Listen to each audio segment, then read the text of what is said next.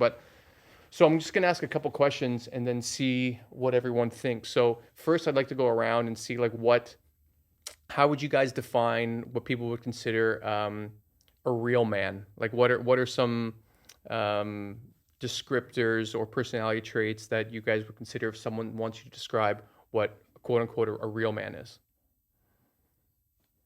Hmm. I feel like that definition has changed throughout my life. Right? Growing up, a real man was a priesthood holder in the church, Okay. and that was something to become. That was kind of like my path, right? And then now a real well, I guess then it was like the other part is a real man is a gentleman, right? Someone that um, is chivalrous and respects women and whatnot. A real man, it's an interesting question. I think now I have a point of view that a real man is out of the man box, someone that can, as you always say, level up with my male friends, someone that can actually share, my feelings and explore my own feelings myself. Right.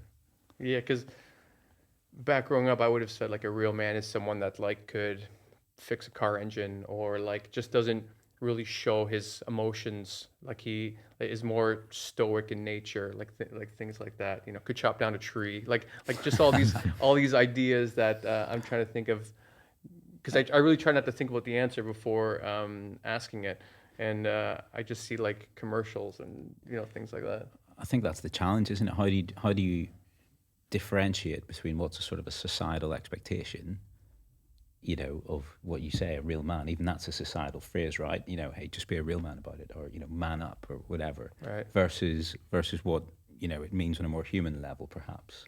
Right. In your day to day interactions, or what it means for for me in my life or career or whatever. And I think with a bit of introspection, nearly, I think I personally, I know we've talked about this before. I struggle to have a definition. I can certainly see all the societal stuff, as you say, chop down a tree, or be a provider, for example, or be Right. whatever. But for me, it's perhaps more about knowing yourself a bit deeper, taking responsibility in a way for your own actions, and this is kind of nearly about what it means to be a good person, really.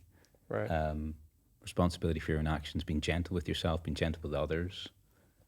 Seeing things in the round, if you like, as in, contextually. There's a sensitivity there, so you can appreciate the context of other people and their decisions and how they interact. Right. Yeah, so all of this for me goes to kind of being a good person as much as anything. What differentiates that to a man, I don't particularly can put a pin in, if you know what I mean. Right. Yeah, and I definitely want to get back to like your perspective later on because we've talked Yeah, about this yeah. a few times, and it makes such a strong point that I want to save that for a bit later. Ryan, did you have anything on this?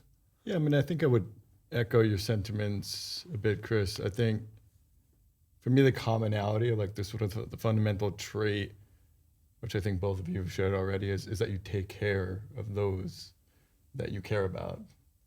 Whether that is your family or your friends or your loved one or yourself. To me, I think like when I think about my life and if I look at men that I would say I respect, that is sort of a key characteristic of that. And I do think that also without looking at it in a vacuum of like today's day and age, because I think that there's like societal expectations that like I actually think it's much more accepted for men to be, let's say, in touch with their emotions in today's day and age. Maybe that wouldn't necessarily be the case 100 years ago. I don't know that I would say that they then wouldn't be considered a real man or a good man or whatever that might be. So I think that if I look to different points of time, I would still say that for me it would be a consistent thing. And I think if I look at the contrary of those that I would consider to not be quote unquote a real man, I think they lack that. I think they lack the empathy, they lack the Right. care, they lack the duty and the responsibility and accountability for themselves and for others. Right. Like, because I think like when I look at that idea of like what I grew up thinking what being a man was, like it looks like like a caricature to me now. you know, Mm. like a lumberjack with an axe. Like, you know what I mean? Like that's the kind of the idea I have looking back at how my younger self would look at it.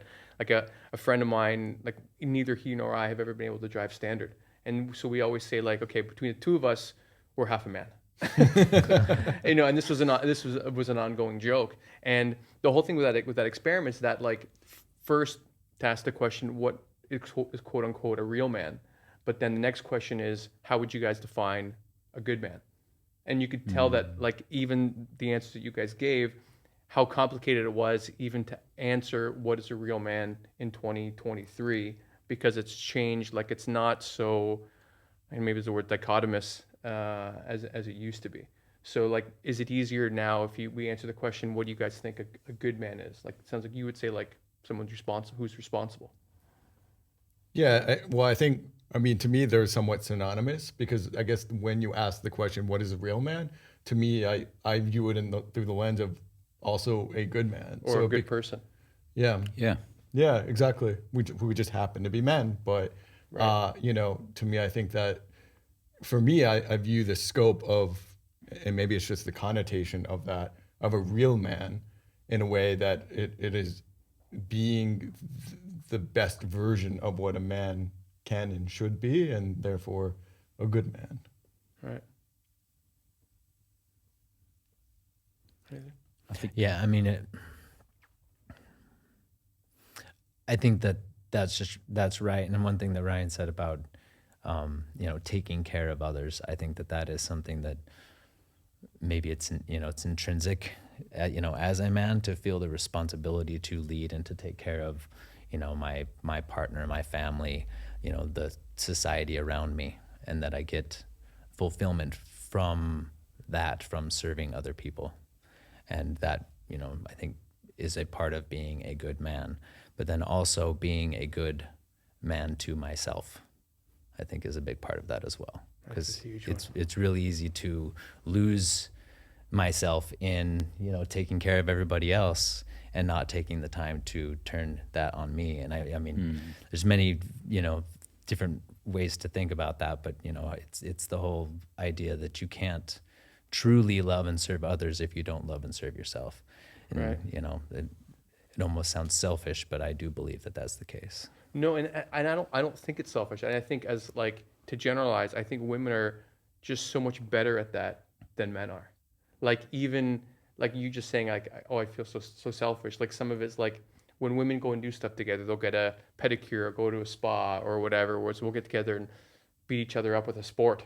Like there'll be like broken ankles on a basketball court or a hockey tournament or whatever. Like could you ever see guys going, okay, we're gonna go get massages and meditate for a bit? Like it's happening more now, but I don't know. It seems like a kind of step too far to say like, no, I don't need to go and do that. But it seems like, you know, you've clearly done, you know, a lot of work being like, okay, if I want to take care of my family, then like I need to not be breaking down inside myself. Um, and yeah, I don't know. Sorry, I look over here. Do you have anything you want? No. I was just reflecting back when you first asked the question. There was a sort of silence there, wasn't it?